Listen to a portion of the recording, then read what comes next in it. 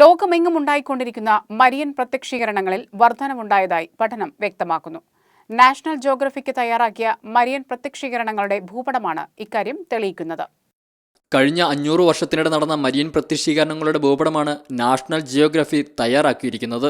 കത്തോലിക്ക ഗ്രന്ഥകാരനും ഗവേഷകനുമായ Michael O'Neill ശേഖരിച്ച വിവരങ്ങളുടെ അടിസ്ഥാനത്തിലാണ് ഭൂപടം ഒരുക്കിയത്. സഭ ഔദ്യോഗികമായി അംഗീകരിച്ചതും അല്ലാത്തതുമായ പ്രത്യക്ഷീകരണങ്ങളും നാഷണൽ ജിയോഗ്രഫിക് മാപ്പിൽ അടയാളപ്പെടുത്തിയിട്ടുണ്ട്. കഴിഞ്ഞ 60 വർഷത്തിനുള്ളിലാണ് പ്രത്യക്ഷീകരണങ്ങൾ കൂടുതലായി ദൃശ്യമാകുന്നതെന്നും മാപ്പിൽ വ്യക്തമാക്കുന്നുണ്ട്.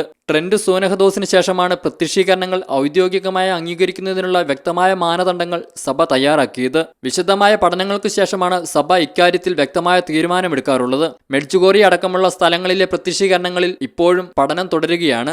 International desk, Shekinah news.